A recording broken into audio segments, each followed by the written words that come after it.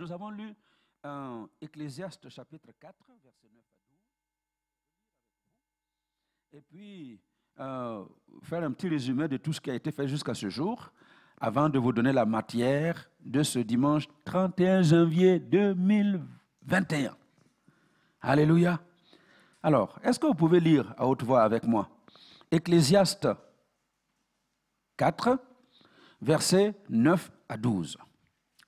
Mieux vaut vivre à deux que tout seul. Je suis dans la version sagesse vivante. Mieux vaut vivre à deux que tout seul, car on profite mieux de son travail.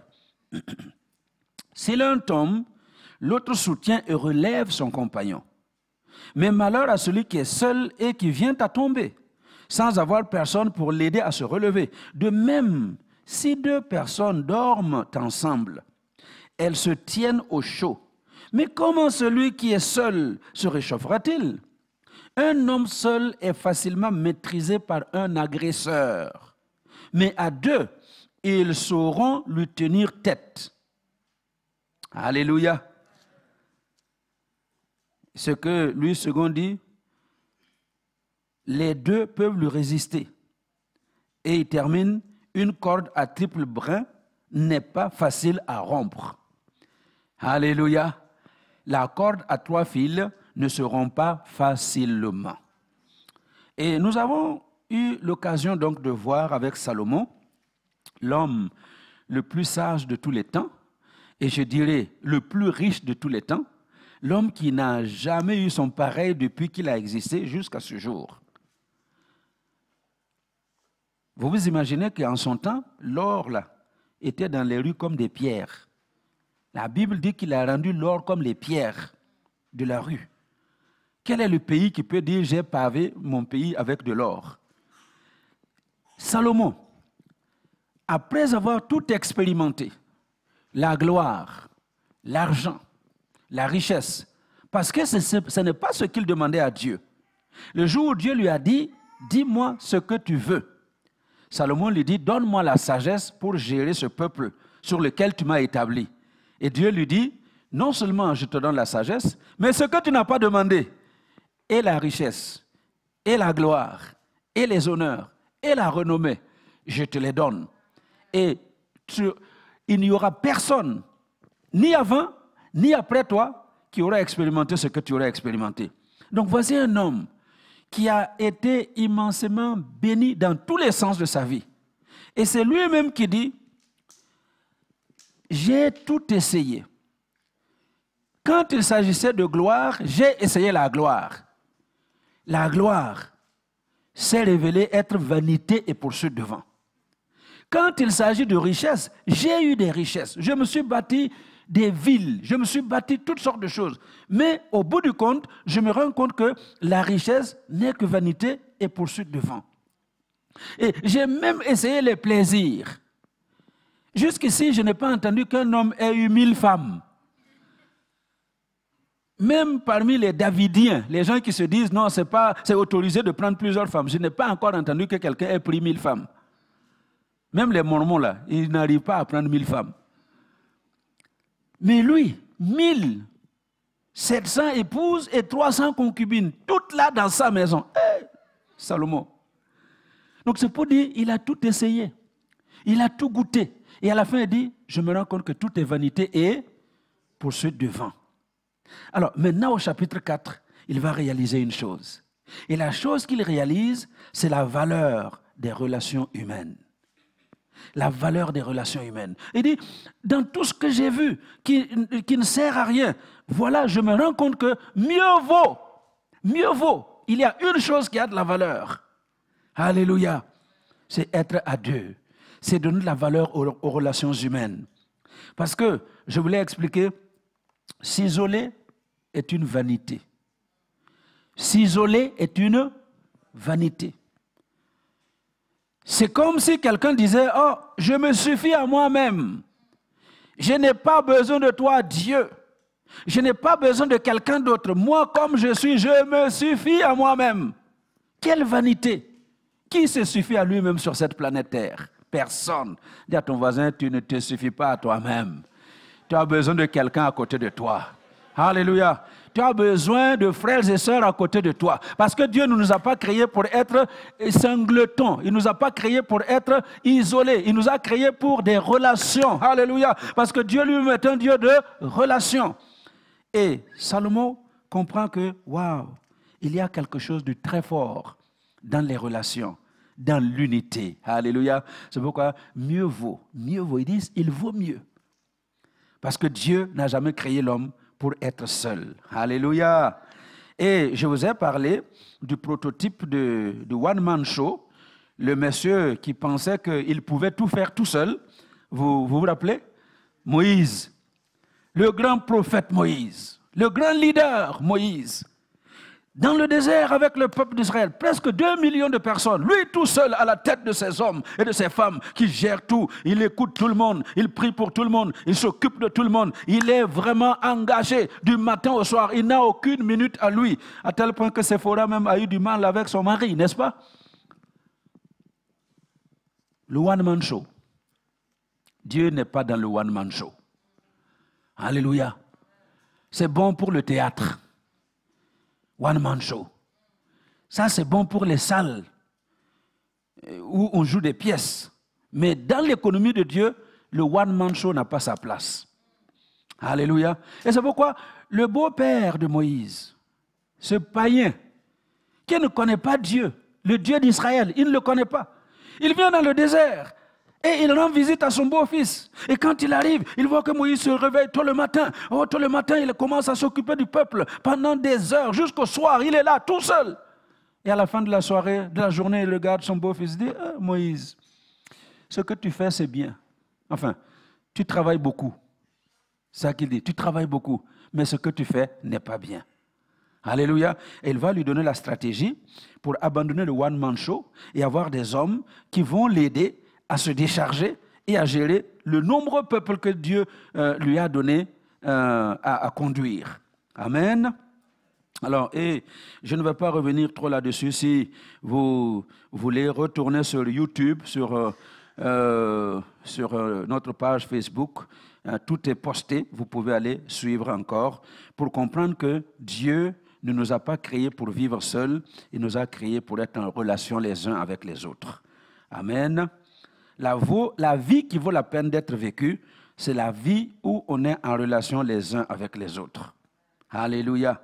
Alors, donc, nous avons, pour démarrer cette année, dans la victoire de l'unité, nous avons donc entrepris 3 semaines de jeûne et de prière, le jeûne de Daniel, du 4 au 24 janvier, et tout s'est très bien passé. Jeûne pendant lequel Dieu nous a suffisamment parlé. Alléluia. Dieu nous a vraiment parlé pendant ce jeûne, où nous avons cherché à acquérir une bonne santé spirituelle pour pouvoir justement vivre l'unité. Parce que si on n'est pas en bonne santé spirituelle, on va avoir du mal à vivre dans l'unité. Et puis, nous avons fini le 24 janvier. Et juste avant de terminer, Dieu nous inspire que ce n'est pas le moment d'arrêter. Il faut continuer le programme, pas dans le jeûne, mais dans la prière. C'est pourquoi depuis le 25, nous sommes dans les 40 jours de prière sur la montagne avec Dieu. Je ne sais pas si ça vous fait du bien, mais je peux vous assurer d'une chose. Personnellement, ça me fait beaucoup de bien. Parce que je suis en train de retrouver des sensations que j'avais perdues pendant quelques années. Je suis en train d'entrer dans des choses que j'ai expérimentées depuis les années 87. Et aujourd'hui, je vois comment Dieu est en train de déverser ces choses-là et je sais que ce n'est pas encore fini. De plus grandes choses vont arriver et la gloire de Dieu va se manifester. Alléluia. Oui, une meilleure santé spirituelle pour vivre l'unité et monter sur la montagne avec Dieu pour continuer de vivre l'unité. Alléluia. Donc nous nous sommes retrouvés sur le mont Ararat. Pour ceux qui ont pris note, Ararat, cette montagne du souvenir où Dieu s'est souvenu de son serviteur Noé. Dieu s'est souvenu de lui. Le mont Ararat, l'endroit où on met fin à l'errance et où enfin on se stabilise, le mont Ararat, là où nous voyons la vraie nature des gens. Alléluia. Vous vous rappelez l'expérience du corbeau et l'expérience de la colombe. Et sur le mont Ararat, la vraie nature des gens se révèle. Dans l'Église, il y a toujours ces deux catégories de gens. Il y a des corbeaux dans l'Église, des corbeaux qui ne se soucient que pour leur ventre. Et puis c'est tout. Ils ne s'occupent de rien d'autre. Et il y a des colombes qui sont fidèles. Les colombes qui sont simples. Les colombes qui sont douces. Les colombes qui font œuvre de Dieu en toute humilité. Alléluia. Oui, tout cela, nous avons vu à partir du mont Ararat. Et puis bon, je vous laisse aller regarder. Il y a la patience, il y a l'alliance. C'est là où Dieu donne un signe. Vraiment beaucoup de choses que nous avons vues sur le mont Ararat. Et puis, ensuite, nous sommes allés sur le mont Morija. Morija, c'est la montagne de la provision. Alléluia. Jusqu'au point où Abraham dit, à la montagne de l'Éternel, il sera pourvu. Yahvé Jireh. Et nous avons prié avec ça, que Dieu pourvoie aux besoins de son peuple. Et je peux vous assurer que beaucoup de gens ont envoyé des témoignages, comment Dieu est intervenu pour pourvoir à leurs besoins. Alléluia. Et quand je vous dis qu'il y a de bonnes nouvelles qui s'annoncent, vous allez voir ces bonnes nouvelles. Réalité au milieu de nous. Parce que Dieu est le Dieu de la provision. Alléluia. Et puis ensuite, nous sommes allés sur le mont Sinaï.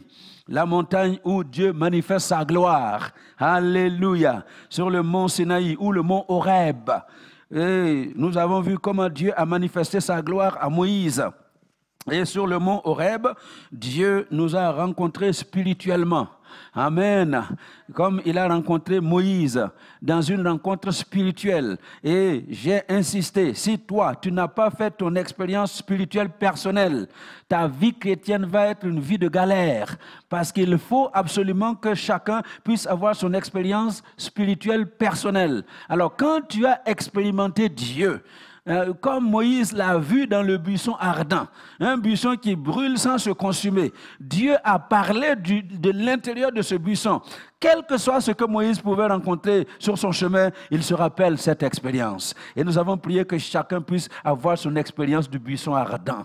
Et qu'il n'y ait personne, que tu ne continues pas à avoir cette connaissance seconde main de la parole de Dieu.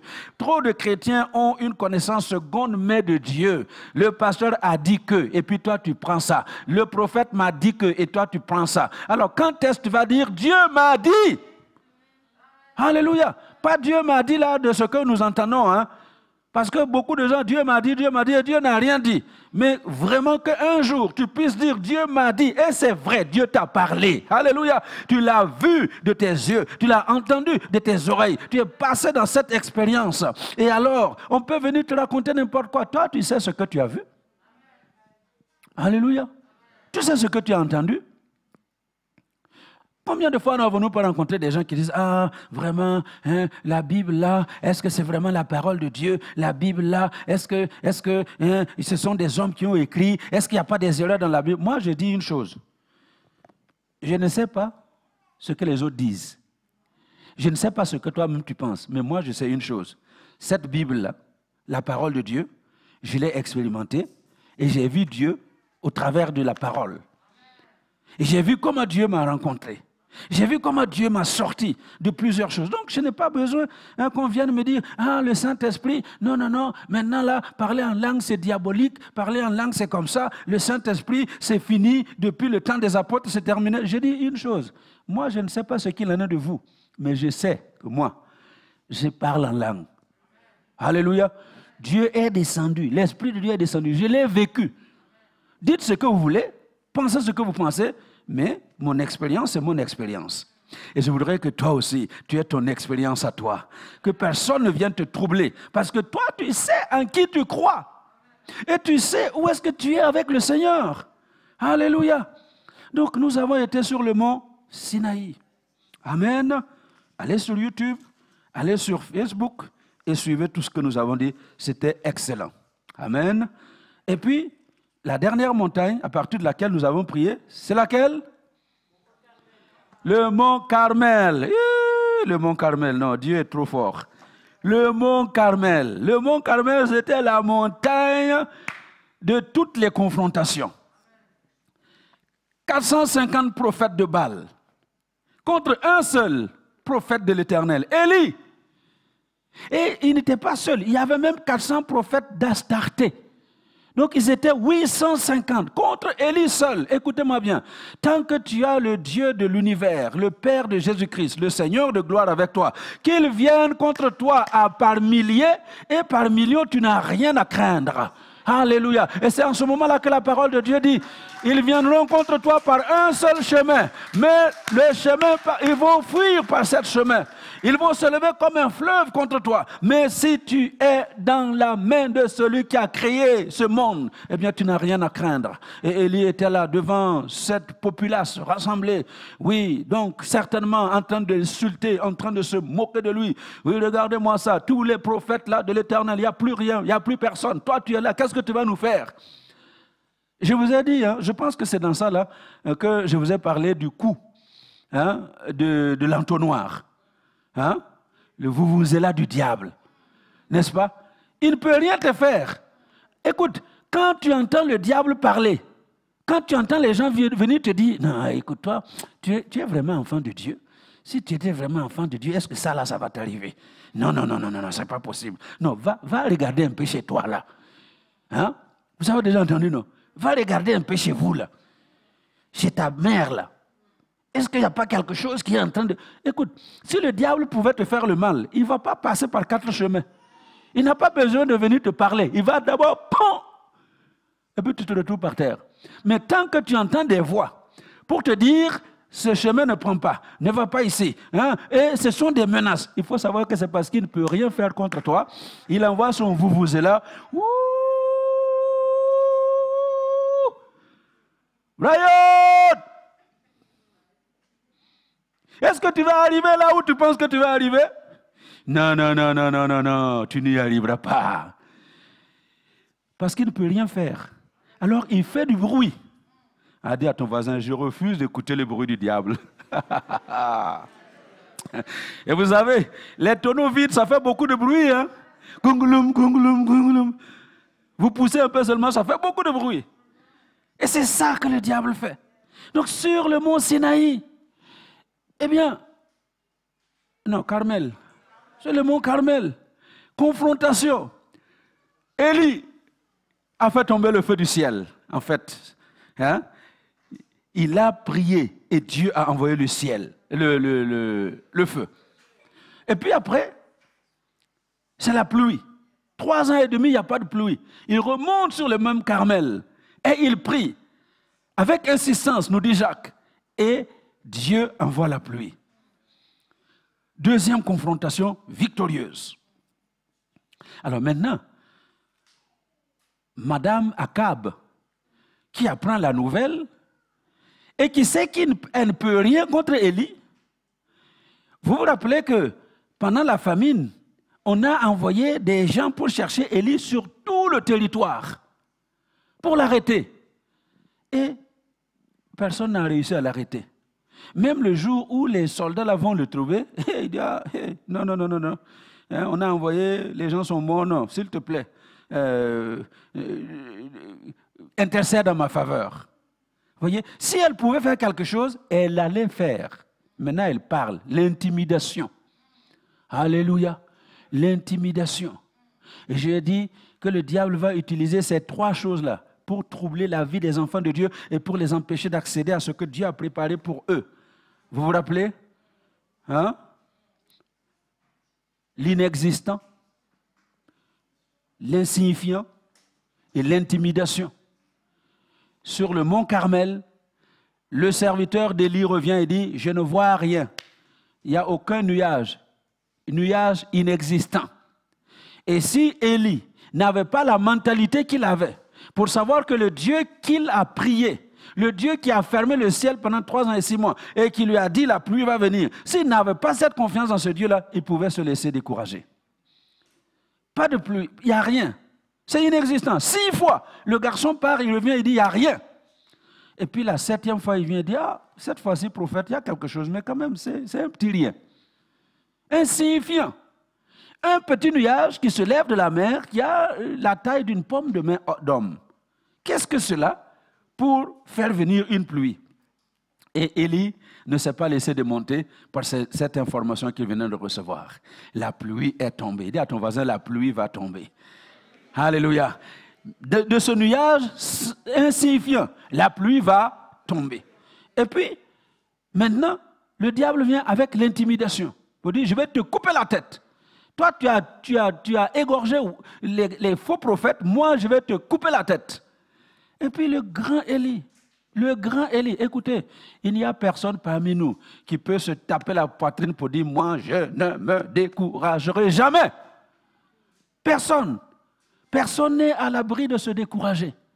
Personne n'est à l'abri de connaître un moment de faiblesse. Parfois même un moment dépressif. Beaucoup de pasteurs sont dans la dépression aujourd'hui, à cause de vous. À cause de vous, là. Non, ce n'est pas le diable. Il ne faut pas aller chercher le diable. C'est vous, les chrétiens, qui rendez les pasteurs dépressifs. Parce que Dieu dit, allez là-bas.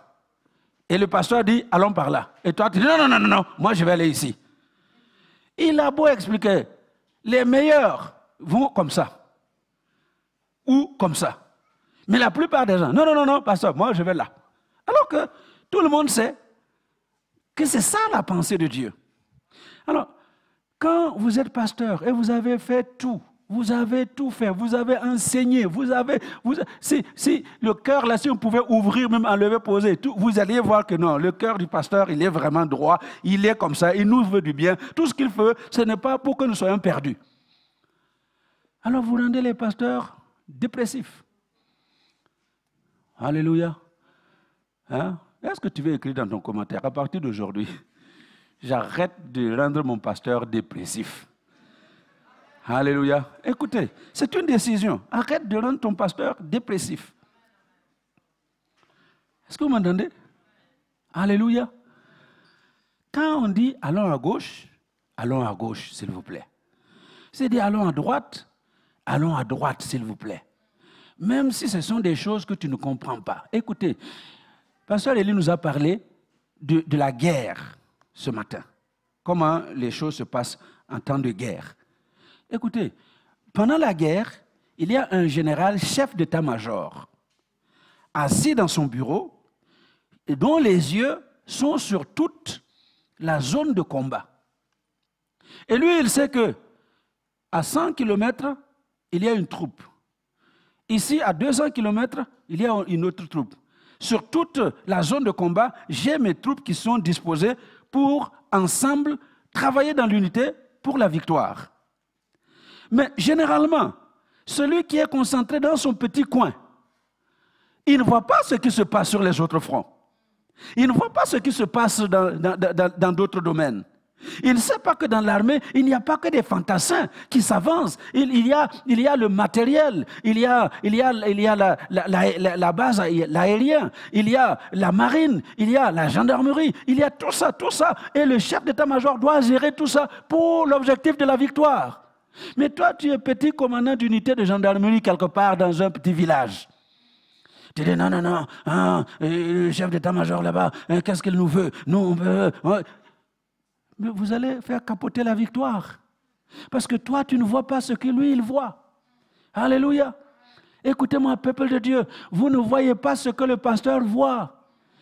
Le meilleur des voyants de l'Église ne voit pas ce que le pasteur de l'Église voit. Parce que Dieu ne va pas te communiquer ce que tu ne dois pas voir. Oh! Nous ne pouvons pas tout voir. Dieu communique une petite portion. Il y a des gens qui ont une des capacités de voir. Dieu te donne une portion pour voir quelque chose là. Et toi, tu penses que ce que tu as vu, ça concerne toute l'Église. Non, ça ne concerne pas toute l'Église. Dieu t'a donné juste un petit coin là pour que tu puisses voir. Mais il a donné la vision d'ensemble au pasteur qui voit tout. Ce que Dieu veut faire dans l'Église. Est-ce que vous me comprenez ce midi? Alléluia. Alors donc, sur le mont Carmel, Moïse, c'était Élie, va expérimenter la victoire parce que le mont Carmel, c'est la montagne de la victoire. Et demain matin, nous allons commencer la prochaine montagne. Alléluia. Nous allons monter sur la montagne de l'Hermon.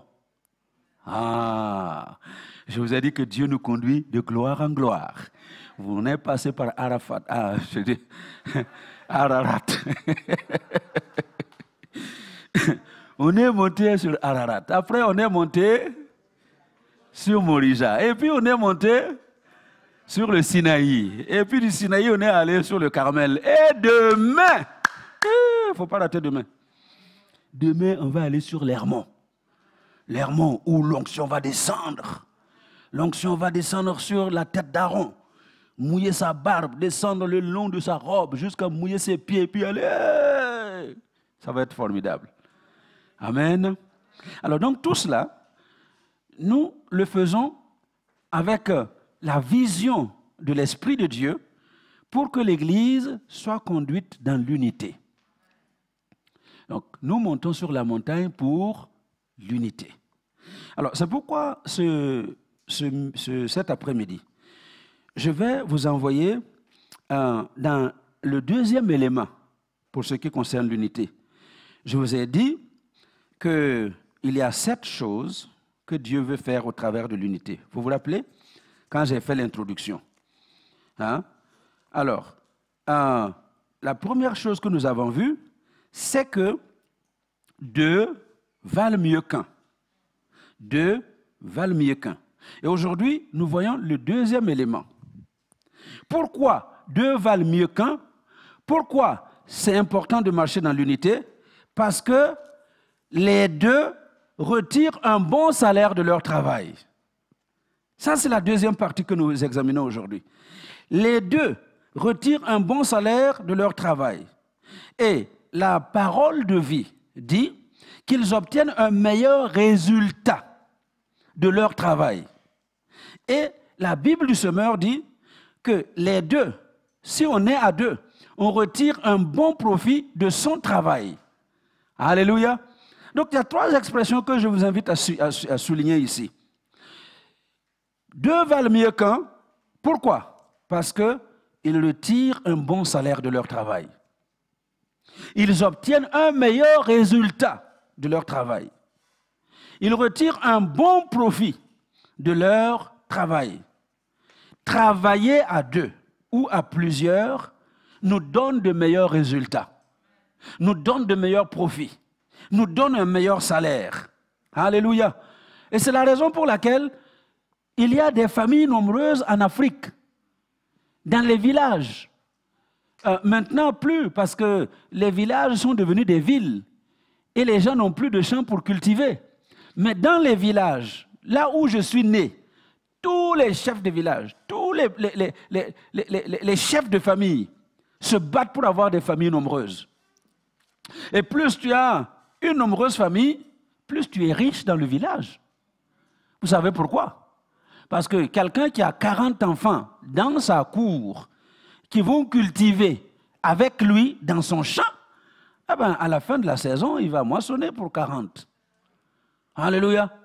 Et puis le célibataire là, célibat coq, comme on l'appelle, tout seul dans son coin, en train de travailler tout seul. À la fin de la saison, il va moissonner, mais il ne moissonnera pas comme celui qui a 40 personnes avec lui, qui travaillent avec lui dans le champ. Ensemble, nous allons non seulement être plus forts, mais ensemble, nous allons avoir de meilleurs résultats dans notre travail. De meilleurs profits dans notre travail. Vous savez pourquoi? Parce que Dieu lui-même, c'est un Dieu qui travaille en équipe. Dieu n'est pas un Dieu qui fasse le grand Dieu, El Shaddai, le Dieu qui a tout pouvoir dans les cieux, sur la terre, dans les mers, partout, le Dieu tout-puissant. Il ne travaille pas seul. C'est un Dieu qui travaille en équipe. Dieu le Père, Dieu le Fils, Dieu le Saint-Esprit. Il travaille en équipe. Un seul Dieu en 3 personnes bien distinctes. Alléluia. Matthieu 3, vous connaissez Matthieu 3, versets 16 et 17. Jésus est entré dans les eaux du baptême. Et quand Jésus sort, voici les cieux s'ouvrir. Et il vit l'Esprit de Dieu. Donc vous avez une vision du Dieu qui travaille vraiment en trois personnes bien différentes. Il sort de l'eau, Jésus est dans l'eau, en train de sortir, et qu'est-ce qui se passe? Il voit l'Esprit de Dieu. Il dit, l'Esprit de Dieu descendre comme une colombe et se déposer sur les épaules de Jésus. Et alors, en ce moment, il entend une voix qui parle d'en haut. Quelle est la voix qui parlait d'en haut? Dieu le Père. Alléluia. Dieu le Père parle d'en haut. Parce que Dieu est un Dieu qui travaille en équipe. Et c'est pour cela qu'il nous a créés pas seuls, et il a mis à nos côtés une aide semblable.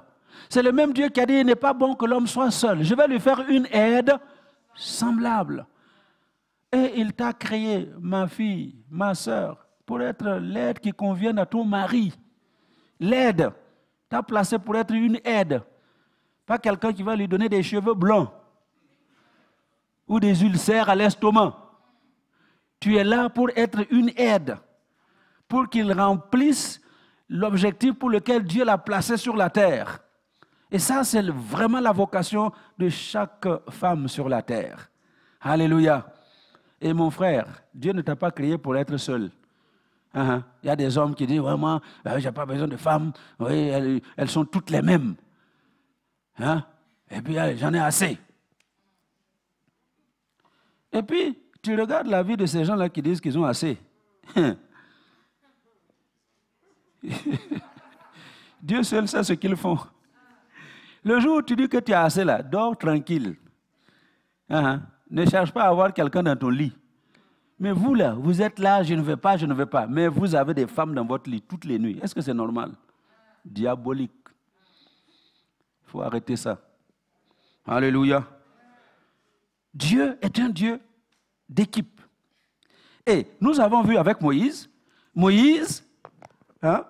monsieur One Man Show, a compris qu'il ne peut pas continuer dans le One Man Show, il fallait qu'il trouve une équipe. Et il a accepté de créer l'équipe. Et il a fait les uns chefs de 1000, les autres chefs de 100, les autres chefs de 50, les autres chefs de 10. Lisez dans Exode 18, versets 17 à 21, vous allez voir comment il a dû choisir parmi le peuple des hommes qui vont l'aider à se décharger de la tâche que Dieu lui avait confiée. Alléluia. Mais au verset 21, notez, je vous fais noter quelque chose. Son beau-père lui dit, choisis parmi tout le peuple des hommes. Regardez la qualité des hommes qu'il dit de choisir. Des hommes capables. Des hommes capables. Des hommes craignant Dieu. Des hommes intègres. Des hommes ennemis de la cupidité. Donc, 3 qualifications extraordinaires que Jéthro donne comme conseil à son beau-fils Moïse. Des hommes capables. Malheureusement, dans l'église de Jésus-Christ aujourd'hui, tout le monde se croit capable. Or, vous savez bien que tout le monde n'est pas capable. Oh, tout le monde n'est pas capable. Il faut que chacun connaisse ses limites.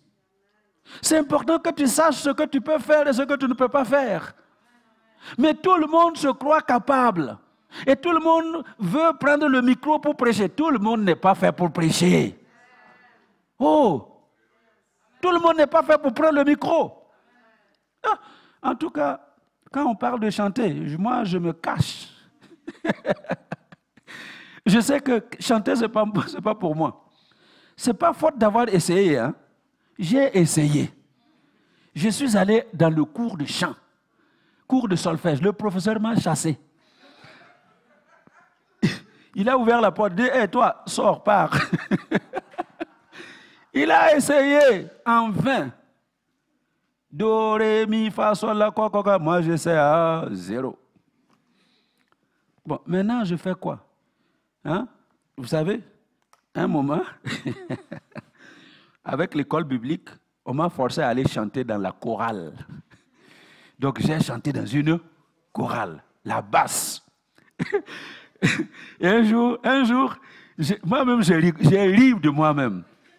J'ai tellement ri. Parce que ceux qui sont à la cabine technique, eux, ils ont les casques pour entendre les différentes voix. Et je les vois en train de rire. Personne ne peut s'arrêter de rire. Ils ont écouté ma voix. Mais vous savez quoi? Au milieu de tout ça, j'ai chanté. Et quand vous écoutez l'harmonie, on dirait que la chorale a bien chanté.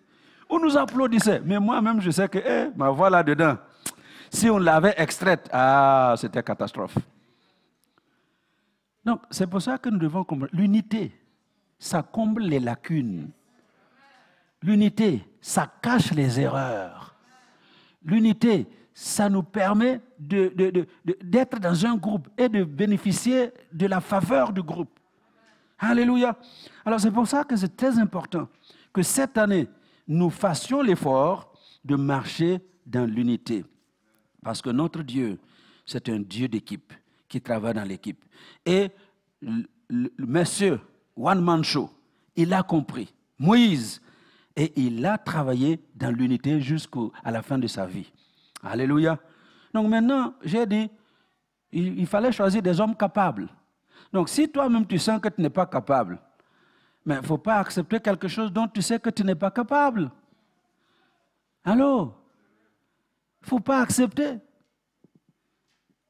Le pasteur pense parfois bien faire, et puis il dit, toi viens prêcher. Et toi-même tu sais que tu ne peux pas prêcher. Il ne faut pas forcer pour prendre le micro. J'ai beaucoup aimé un frère là qui m'a dit, non pasteur, tu veux que je prêche, hein, mais s'il te plaît, pas maintenant. Alléluia. C'est important de savoir où est-ce que nous en sommes. Si on est capable, on est capable. Si on n'est pas capable, il faut le reconnaître. Et des hommes créant Dieu. S'il y a quelque chose qui manque à l'Église de Jésus-Christ aujourd'hui, c'est la crainte de Dieu. On prononce les choses de notre bouche, mais il y a très peu de gens qui craignent Dieu. Quand on dit Dieu, là où on prononce le nom de Dieu, non, il faut que tous les combats s'arrêtent. Il faut que toutes les contestations s'arrêtent. Il faut que tous les murmures s'arrêtent. Alléluia. Mais s'il y a autant de murmures, s'il y a autant de contestations, s'il y a autant de rébellions, c'est parce que les gens ne craignent pas Dieu.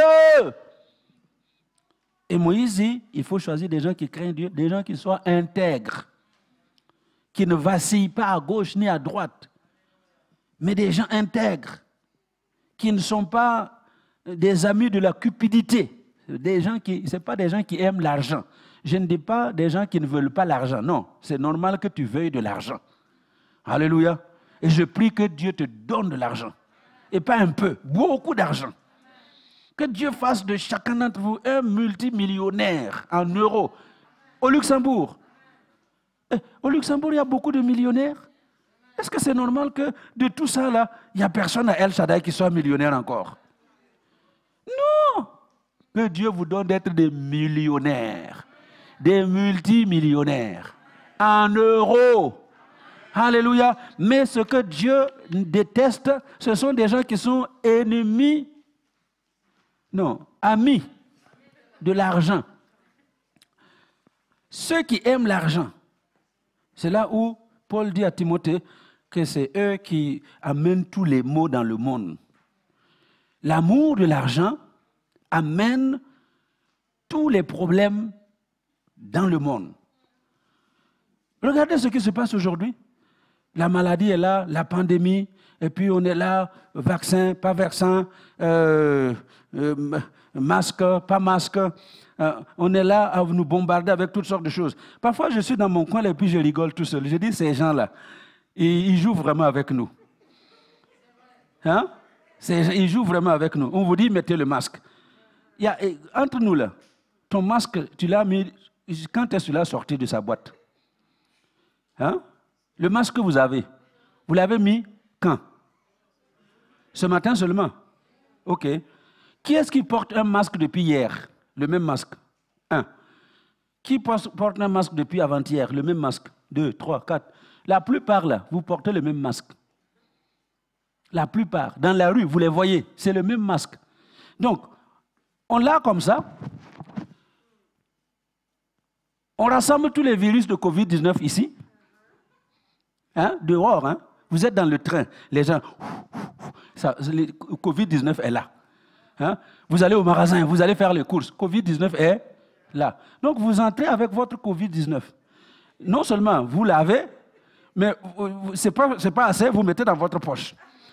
Donc, votre manteau, là, Covid-19.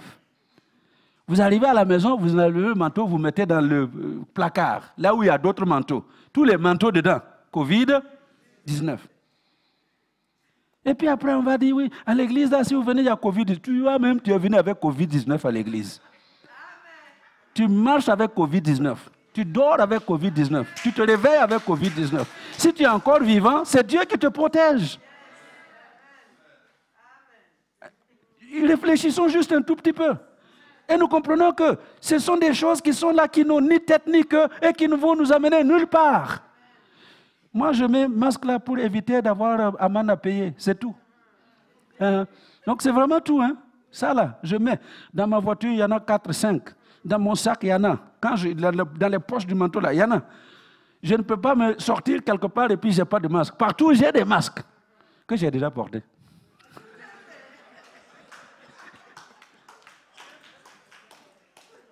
Voilà. Et la police va me voir. Eh non, lui, c'est un bon monsieur. Comme les policiers m'ont arrêté en France une fois. Alors, je suis sorti. Ils ont ouvert la porte. Ils voient que de la voiture. Ils voient que je suis déjà masqué dans la voiture. Ils disent, ah, mais monsieur, vous êtes vraiment préparé. Hein? Je dis, mais oui, je suis préparé. Alors, et puis... Et puis, alors, et puis j'ai rempli les jeunes. Mais monsieur, mais vraiment, vous êtes... Non, bah, allez-y, allez-y, vous êtes très bien préparé. Donc, je suis dans la voiture avec Covid-19.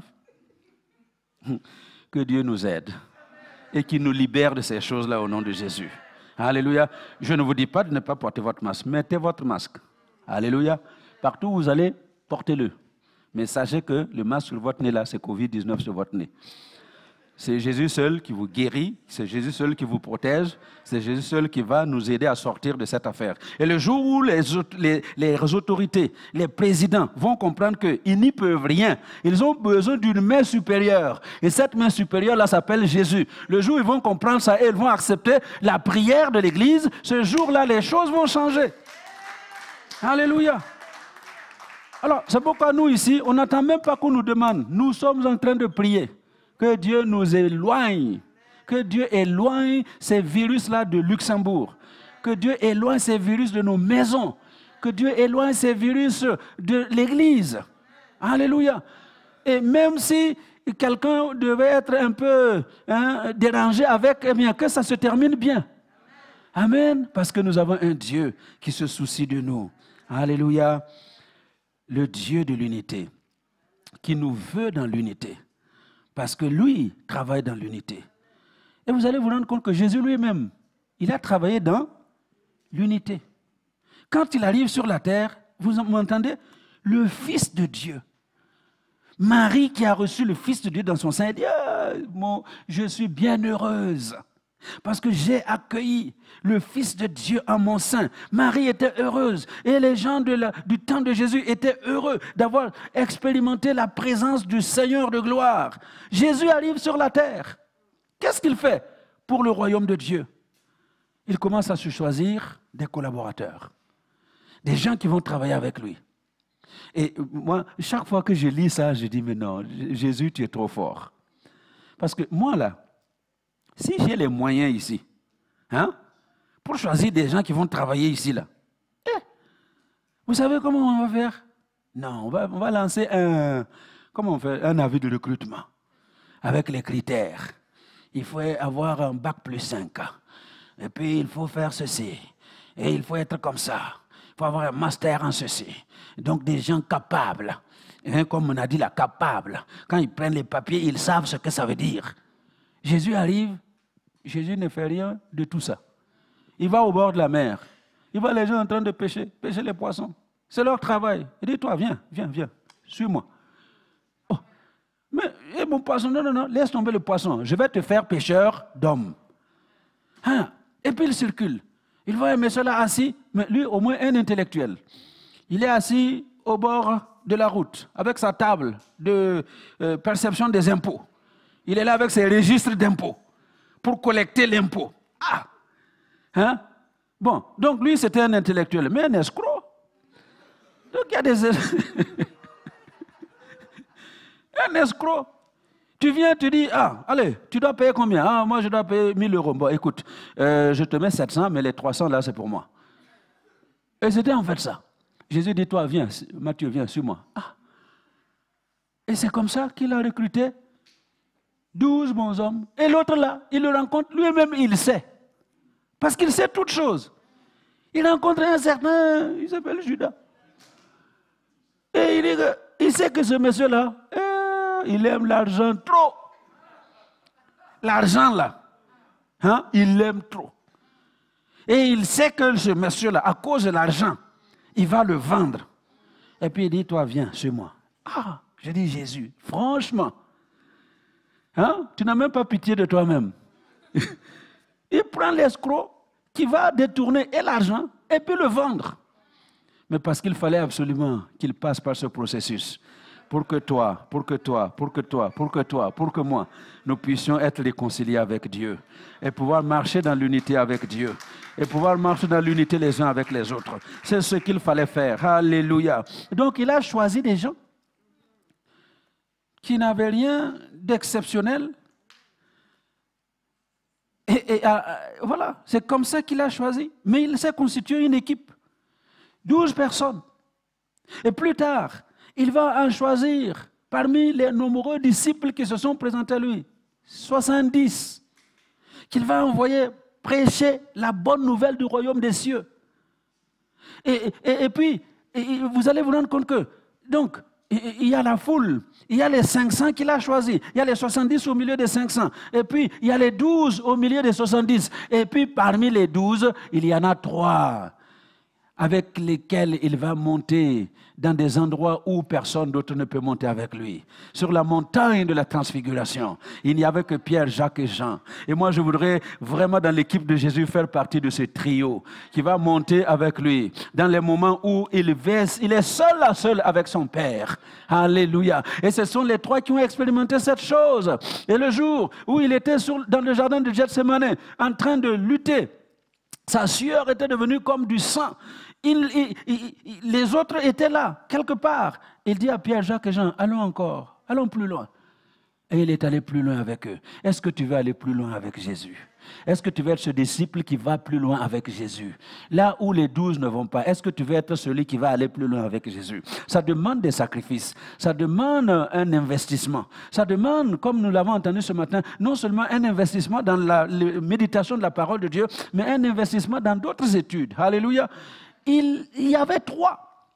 Et du milieu des 3, il y avait un seul, qui pouvait aller mettre sa tête sur l'épaule de Jésus, qui s'appelait Jean, le disciple que Jésus aimait.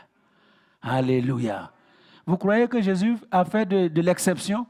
Il a juste choisi pour l'aimer? Non, il a répondu à l'amour que Jean avait pour lui. Alléluia. Il a répondu à l'amour que Jean avait pour lui. Plus tu vas aimer Jésus, plus il va manifester un amour particulier pour toi. Parce qu'il ne fait exception de personne. Alléluia. Est-ce qu'on se comprend? Mais il a utilisé un travail d'équipe pour faire avancer son royaume. C'est pourquoi plus tard, il enverra les 70. Vous lirez dans Luc 17. Il les a envoyés pour prêcher l'évangile. Et Luc 10, verset 17, ils reviennent pour dire, oh Seigneur, nous avons vu Satan tomber. Et les malades sont guéris, les fous sont délivrés. Tout ce qui vient avec des problèmes, eh bien, nous avons apporté une solution à leurs problèmes. Et Jésus leur dit, ne vous réjouissez pas de ce que les aveugles voient, de ce que les sourds entendent, de ce que les paralytiques se lèvent et marchent. Réjouissez plutôt d'avoir votre nom inscrit dans le livre de vie. Est-ce que ton nom est inscrit dans le livre de vie? Ton nom n'est pas inscrit dans le livre de vie parce que tu tiens une grosse Bible. Ton nom n'est pas inscrit dans le livre de vie parce que tu prêches la grosse Bible. Il y a beaucoup de prédicateurs de la Bible qu'on va retrouver en enfer. Beaucoup. Il y en a beaucoup. Alors que Dieu nous aide à avoir notre nom écrit dans le livre de vie. Alléluia. Alors c'est pourquoi c'est vraiment important que nous saisissions que plus nous allons travailler en équipe, eh bien nous allons accroître notre salaire. Les profits seront énormes. Alléluia. Alors, c'est pourquoi ce midi, encore quelques points et puis je vais vous laisser partir. Amen. Donc, nous étions en train de voir ensemble le travail d'équipe. Hein? Qu'est-ce que ça fait? Ça veut dire Dieu lui-même, c'est un Dieu qui a travaillé en équipe. Amen. Et puis, le one-man show man, Moïse, il a travaillé en équipe. Et Jésus a travaillé en équipe. Et vous allez voir que l'église qu'il va laisser, l'église primitive, va travailler en équipe. Acte 13, versets 1 à 3. Et il y avait dans l'église d'Antioche des prophètes et des docteurs. Et on a cité les noms. Et pendant qu'ils priaient, l'Esprit dit, regardez, pendant qu'ils servaient le Seigneur dans leur ministère et qu'ils jeûnaient, le Saint-Esprit dit, nous sommes dans Acte 13, verset 2. Mettez-moi à part Barnabas et Saul pour l'œuvre à laquelle je les ai appelés. Alors, après avoir jeûné encore et prié, ils leur imposèrent les mains et les laissèrent aller. Quel travail d'équipe! Alléluia! Quel travail d'équipe! J'ai mis une expression anglaise que j'ai essayé de traduire en français, mais ce n'est pas possible. Teamwork makes dream work. Teamwork makes dream work. Comment vous pouvez traduire ça en français? En bon français. C'est compliqué, hein? Teamwork makes dream work. C'est le travail d'équipe qui fait réussir une vision. Le travail d'équipe donne du succès à une vision. Vous pouvez avoir la plus grande des visions. Comme notre vision là du complexe, dont on a parlé tout à l'heure. Grande vision. Mais tant que El Shaddai, vous n'allez pas comprendre que nous devons nous unir, serrer les coudes pour que ce processus-là, ce projet devienne réalité, nous allons prier, nous allons sauter, nous allons danser et rien ne se fera. Alléluia. Tous ceux qui comprennent que cette vision vient de Dieu et que nous allons réaliser cette vision pour la gloire de Dieu, pas pour la gloire de Pasteur Adama ou de l'Église de Dieu de Luxembourg. Nous le faisons pour la gloire de Dieu. Et vont se lever pour vraiment travailler afin que le projet se réalise. Alors en ce moment, le travail d'équipe va faire réussir la vision. Alléluia. Alors, l'Église primitive a travaillé dans l'équipe, un travail d'équipe. Et l'apôtre Paul, le grand apôtre Paul, a travaillé en équipe. Regardez, 1 Thessaloniciens 1, verset 1. Il dit, Paul et Sylvain et Timothée. Ce n'est pas lui seul. Il dit Paul et Sylvain et Timothée à l'église des Thessaloniciens, qui est en Dieu le Père et en Jésus-Christ le Seigneur. Que la grâce et la paix vous soient données. Quel travail d'équipe. Et vous allez vous rendre compte que pendant toute sa vie, Paul s'est toujours entouré de 2, 3, 4, plusieurs personnes. Et en fait, les biblistes pensent qu'il était entouré d'une trentaine de personnes pour remplir la mission pour laquelle le Seigneur l'a appelé. Alléluia. Lisez le livre des Actes. Lisez ses épîtres. Vous allez voir qu'il s'est toujours entouré. Paul, Silas, Priscille, Aquilas. Il y avait des hommes, il y avait des femmes, il y avait des intelligents, il y avait des moins intelligents, il y avait des jeunes, il y avait des vieux. Il y avait toutes sortes de gens dans l'équipe de Paul. Alléluia. Et c'est ce que je voudrais que nous comprenions ce midi. Dieu veut tout le monde. Dieu veut tout le monde. Dieu veut chaque membre de El Shaddai dans son équipe pour que la vision réussisse. Dieu a besoin de toi. Alléluia. Alors, voilà, vous comprenez donc, l'apôtre Paul lui-même a travaillé en équipe. Et c'est la même chose que Dieu attend de chacun d'entre nous. Donc ça, c'était le 7e et dernier point. Dieu attend que nous réalisions le même principe. Le même principe d'unité, c'est ce que Dieu veut pour nous. Alléluia. C'est un principe toujours valable. Regardez, dans la première épître de Paul aux Corinthiens, 1 Corinthiens 3, à partir du verset 6, Paul commence à expliquer aux Corinthiens, mais vous êtes en train de vous chamailler pour rien. Vous êtes en train de vous prendre la tête pour rien. Il y a les gens qui disent qu'eux, ils sont pour moi, Paul, et les autres disent qu'eux, ils sont pour Apollos, et puis il y en a qui sont pour Pierre. Mais il dit, voilà ce qu'il dit. Qu'est-ce donc qu'Apollos? Qu'est-ce que Paul? Des serviteurs par les moyens desquels vous avez cru, selon que le Seigneur l'a donné à chacun. Et il dit, j'ai planté, Apollos a arrosé, mais Dieu a fait croître. Alléluia. En sorte que ce n'est pas celui qui plante qui est quelque chose, ni celui qui arrose, mais Dieu qui fait croître. Et il dit, celui qui plante et celui qui arrose sont égaux. Alléluia. Et chacun recevra sa propre récompense selon son propre travail, car nous sommes ouvriers avec Dieu.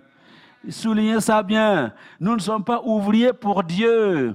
Je l'ai dit une fois, je le répète, je ne suis pas un ouvrier pour Dieu. Je suis ouvrier avec Dieu. Et c'est ce que chacun d'entre nous doit chercher à réaliser, être ouvrier avec Dieu.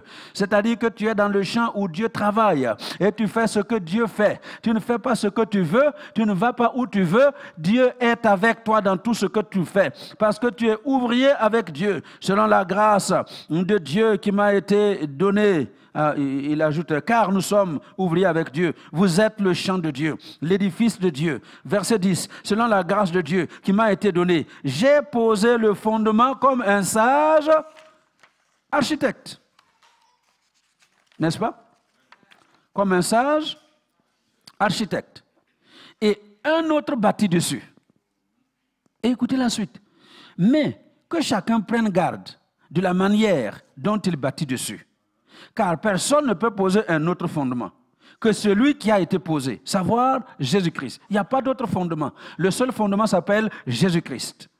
Or, si quelqu'un bâtit sur ce fondement avec de l'or, avec de l'argent ou des pierres précieuses, du bois, du foin, du chaume, l'œuvre de chacun sera manifestée.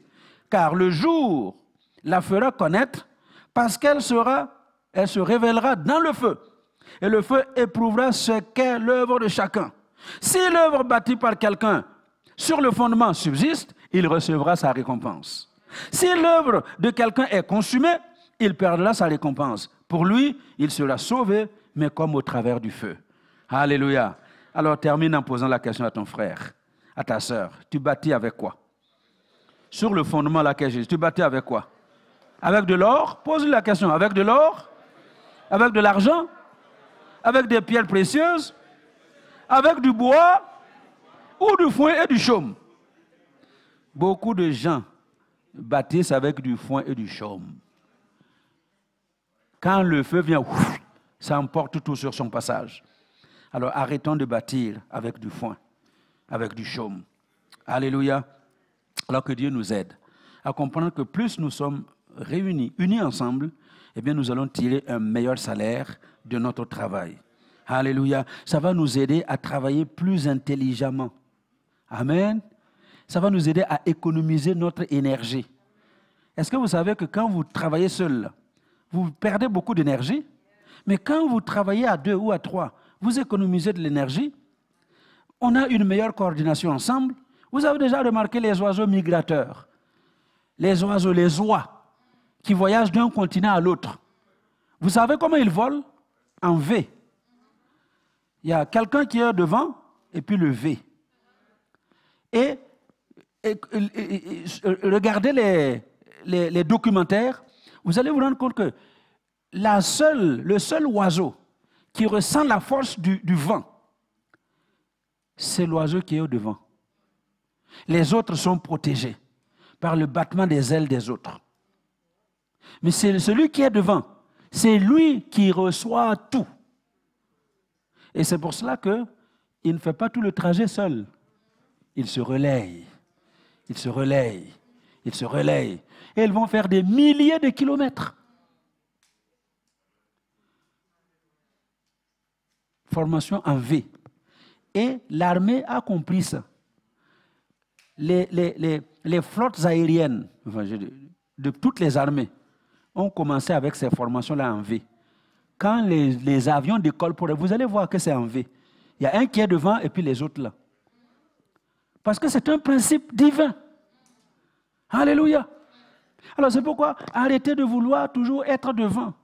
Être devant, tu es confronté au vent, tu es confronté à la résistance, tu es confronté à des problèmes, à des difficultés. Alléluia. Donc vous qui voulez être devant là, à bon entendeur, salut. Devant, ce n'est pas de la blague. Alléluia. Mais les autres économisent l'énergie. Ils n'ont pas à affronter ce que celui qui est devant affronte. Il n'y a pas que les oiseaux migrateurs. Vous avez déjà vu les pingouins? Les pingouins là dans l'Arctique là-bas. des températures, moins 50 degrés, moins 60 degrés, et des vents qui vont parfois jusqu'à 300 km/h. Et vous vivez dans cet environnement. Vous savez comment ils font pour se protéger contre tout ça? Ils se mettent en formation. Alléluia. Et quand vous regardez les pingouins en formation, vous avez l'impression que c'est une carapace de tortue. Ça s'appelle d'ailleurs la tortue. Et il n'y a pas d'espace entre eux. S'il y en a un qui bouge, eh bien, il y a un qui va prendre tout de suite la place. Et ceux qui sont à l'extérieur, et ils donnent d'eau. Ils donnent d'eau. Et ils sont debout. Mais les autres sont en dessous, couchés. Et apparemment, à l'intérieur de ce bloc compact, il peut faire plus que 37 degrés Celsius. Donc, l'environnement, c'est moins 60 degrés, mais eux, ils sont à plus 37 degrés Celsius. Vous savez pourquoi? La puissance de l'unité. La puissance de l'unité. C'est ce que l'unité peut faire. Au dehors, il fait froid. Au dehors, il y a du vent. Au dehors, ça souffle. La tempête de Covid est en train de souffler. Au dehors, il y a le cancer qui est en train de souffler. Au dehors, il y a toutes sortes d'attaques qui sont en train de souffler. Mais pendant que nous sommes compacts dans l'unité, à l'intérieur, il fait chaud. À l'intérieur, il fait bon. À l'intérieur, on prospère. Alléluia. Est-ce que vous m'entendez? Alors, maintenant, la dernière leçon, c'est que ceux qui sont à l'extérieur, ils ne restent pas toute leur vie. Ils sont là, et dès qu'ils ont commencé à avoir froid, ça se relaye. Ça se relaye. Et c'est ça l'appel du Seigneur. Que nous apprenions à nous relayer. Ne laissez pas les mêmes personnes faire les mêmes choses tout le temps. Ne laissez pas... Il y en a qui pensent que pourquoi on cite les mêmes noms, parce que ce sont les mêmes noms que je vois tous les jours ici. Allô? Oui, bonjour, Papa Kofi, parce que Papa Kofi est là tous les jours. Allô? Je le vois tous les jours. Monter les choses, démonter les choses, sortir les poubelles, rentrer les poubelles, tout. Vous voulez que je cite qui? Pendant que toi, tu dors tranquille dans ta maison. Oui, je vais le citer.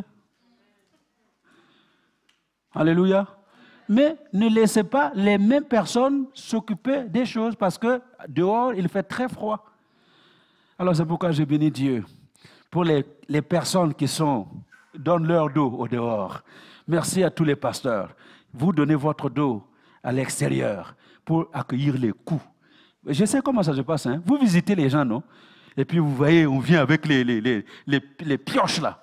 Il y a des gens, chez eux là, c'est pioche, pelle et pioche. Hein? Pasteur Adama, Maman Déborah, et puis tel pasteur. On est avec des pioches en train de taper. Et puis, je sais que vous êtes là. Vous donnez d'eau, mais vous protégez. Que Dieu vous bénisse, que Dieu vous fasse du bien. Je sais qu'il y a les diacres qui font du bon travail. Papa Charles, Papa Henri, Papa... oh là là. Papa Diaf, Dieu bénisse Papa Diaf. Et Maman Lily. Pasteur Angata, Dieu te bénisse. Alléluia. Papa Bruno, que Dieu te bénisse. Qui est là que hein? Pasteur, je vous signale, hein? Johan et Magali sont aussi pasteurs. Hein? Oui, alléluia. Merci beaucoup. Parce que c'est vous qui donnez vos dos. Hein? Pasteur Marlène, merci beaucoup. Vous donnez le dos pour que le peuple de Dieu soit protégé. Alléluia. Alors que Dieu vous bénisse et que Dieu vous fasse du bien. Si vous êtes un ouvrier à El Shaddai, et vous vous sentez vraiment dans ce noyau compact où vous êtes en train de travailler pour que le peuple de Dieu soit vraiment uni pour entrer dans ce que le Dieu a préparé pour nous, eh bien, je vous en remercie énormément.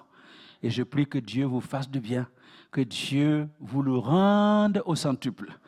Et le Dieu qui a dit qu'il n'oublie pas celui qui le sert, eh bien, qu'il se souvienne de toi. Que le Dieu qui a dit qu'il n'est pas juste pour oublier votre œuvre en faveur des saints, qu'il se souvienne de toi et qu'il te fasse du bien au nom de Jésus. Amen. Alléluia. Gloire à Dieu.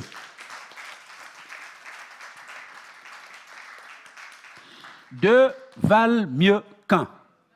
Parce qu'à deux, ils retirent un bon salaire de leur travail. Eh bien, que Dieu donne à El Shaddai de retirer un bon salaire de ce travail que vous faites si fidèlement dans l'unité, au nom de Jésus. Amen. Je vous invite à vous lever et nous allons prier, demander la grâce de Dieu pour terminer ce moment. Alléluia. Dieu est bon. Merci, merci pour votre présence. Vraiment, vous avez été bon d'être là, que Dieu aussi vous rencontre dans sa bonté et que Dieu pourvoie à votre besoin dans sa bonté. Alléluia. Seigneur, merci. Merci parce que ton peuple est rassemblé, pas autour d'un homme, mais ton peuple s'est rassemblé cet après-midi autour de ta présence, autour de l'onction que tu répands chaque dimanche de ce lieu. Au milieu de nous, il y a quelqu'un qui est venu malade, et bien que la puissance de guérison le restaure.